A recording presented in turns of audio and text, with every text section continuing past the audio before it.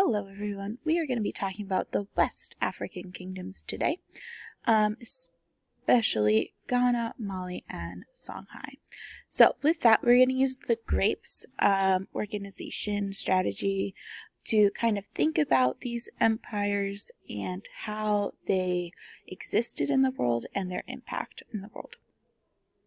So for geography, they're all going to actually share their geography. And then achievements for this, we're going to look more at their legacy. So like, what is the thing that they're most well known for? And then for social structure for this, we're going to look more at like their society and culture as a whole and less at the actual setup of classes at that time. Or the treatment of the classes at that time. And then please make sure that you are paying attention to where you're taking notes and the type of topic that we're talking about at the top of the screen, because I will go out of order and I don't want you to have to rewrite anything. So with that being said, let's start off with the shared one. So for geography, all three places are going to exist around the same area in West Africa, which you can see on the map. So that's sort of near the Sahel and then the savanna of West Africa. And they're going to have the Senegal and the Niger River be the main rivers that are in this area. And for the whole of these three empires, you're going to see that the gold salt trade and their involvement is very, very important. So let's start with Ghana as an overview, and we're also going to take some notes in their society section. So Ghana ruled for about 400 to 1200 CE, and during that time, they would have been derived from the Senaki people, and they would have called themselves Wagadu or Wagdu. I'm realizing now that those are spelled the same, but they're supposed to have one or two A's. And the first agricultural empire in West Africa is Ghana. And the name Ghana actually comes from the Muslims misinterpreting what they were calling the king. So the king would have been known as the Ghana, and so the Ghana of Wagadu would have ruled over what we now call Ghana. And at this time, they are going to mostly document their history through oral history. So the griots that we sing about in our song, those are actually the main source of information, but the Arab traders and scholars that come to this region are going to actually document their griot histories into writing. And that is where we mostly get our information about Ghana and all of the West African kingdoms. So Ghana is most well known for, again, being that first farming culture in West Africa, and the iron weapons that they used that made them more powerful, because the other civilizations at the time would have been still using wood, bone, and stone around their territory in West Africa. And they became really rich, and they were also known as the land of gold, from, again, the gold salt trade. So when we talk about Ghana's politics, remember that the Ghana is the king, and so the inheritance of the throne was matrilineal. So the Ghana would be promoted as the king's sister. So the king's sister's son. So for example, if my kid would inherit my brother's throne. And so that is going to be different from most civilizations where it is the king's son inheriting from the king. And then they're going to have strong central government with providences to kind of organize it, which we'll look at a little bit more in a second. And then by 800s, Ghana had become a complete empire. So they would be expanding their territory and taking over others. So the king would rule the kingdom as a whole, and then under the king there would be lesser kings ruling each province.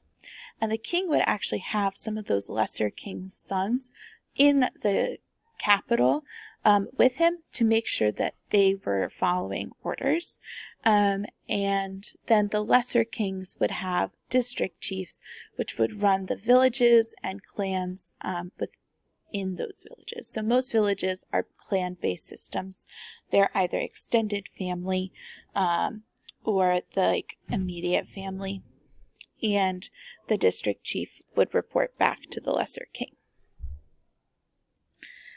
Then the king would have many other responsibilities. So they would control the trade and store gold and salt to make sure that they had enough to trade. They would make sure that all of the gold was given to the king, and then he would distribute it as by grinding it up or making it into bars and taking a bit of it. And then he would demand taxes from the chiefs of the surrounding areas and allow them to live in peace if those payments were made, and act as the religious leader and the chief judge. So when we talk about economics, again, most of what we know is coming from Muslim scholars, especially al-Barqi, which he was documenting what taxing looked like for the gold salt trade. And so if you had imports of salt, you would have to pay 1 gold coin or dinar. And then if you had exports of salt, you would have to pay 2 gold dinars.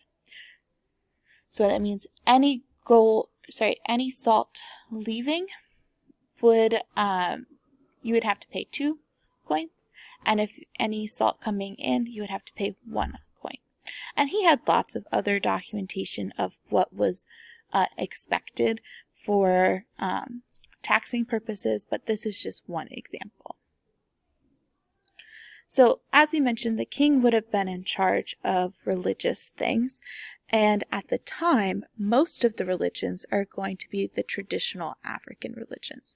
So, throughout Africa at this time, there's going to be a single creator god for most traditional religions, but they're going to be practiced differently, depending on the region you're looking at, but that is the most we really need to know for now.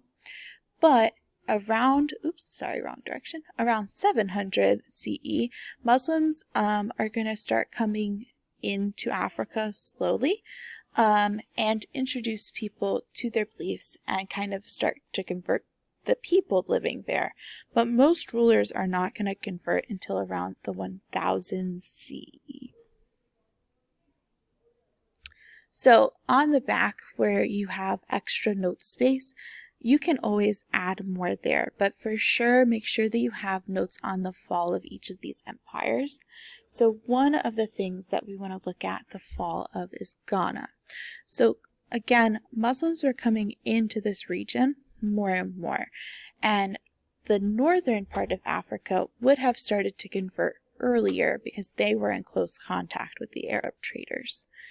And they start to pressure the Ghanaian kings to convert, but they are going to refuse, and that's going to lead to some attacks. So the Almoravids are going to attack in 1076 CE, and they're basically going to do as we learned about with most lesser jihad, and they're going to say convert to Islam or die, essentially. And so the Ghana was able to defeat them and push them back away from them, so they didn't have to do that. But the damage at that point was pretty much done. So by 1087, they are weakened. And then local warriors within the kingdom are going to break away from the power of Ghana and form their own local kingdoms. And then the final straw is going to be that's weakening their trade networks, and it's going to weaken Ghana enough so that the next kingdom, Mali, is able to take over. So let's go ahead and look at Mali.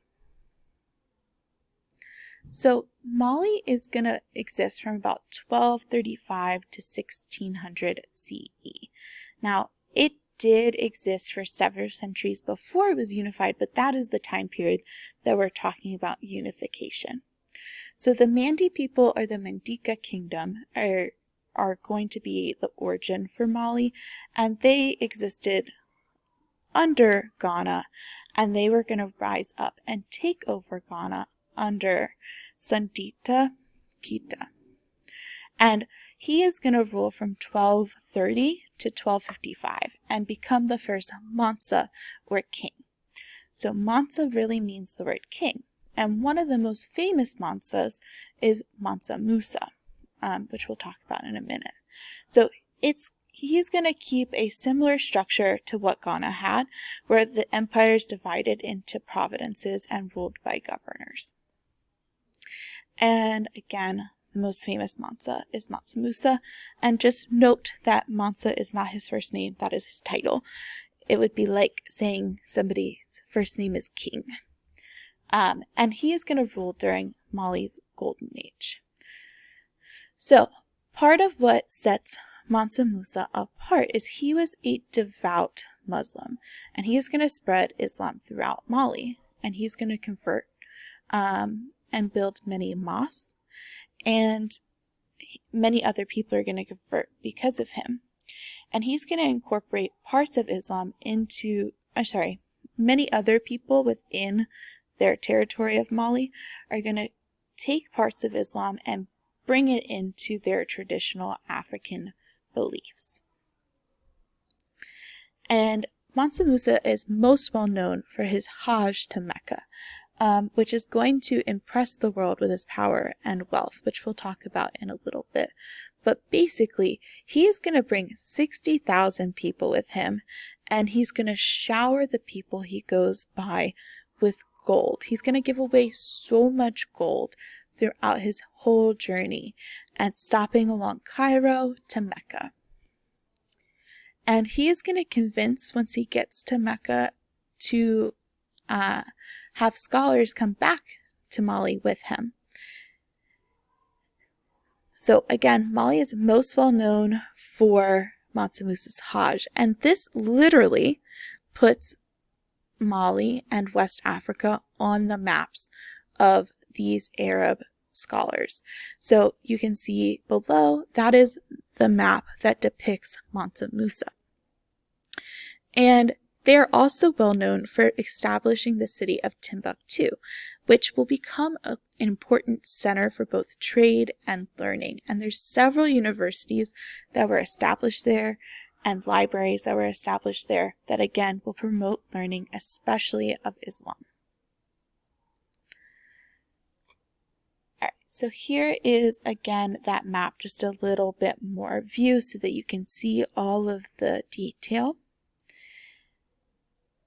And Mali is going to again become wealthy from controlling those trade routes. So all of the gold nuggets were turned into the emperor or the king, and they would then be returned to the people as gold dust so that they could actually trade with it. But the king, of course, would take some of it as his cut.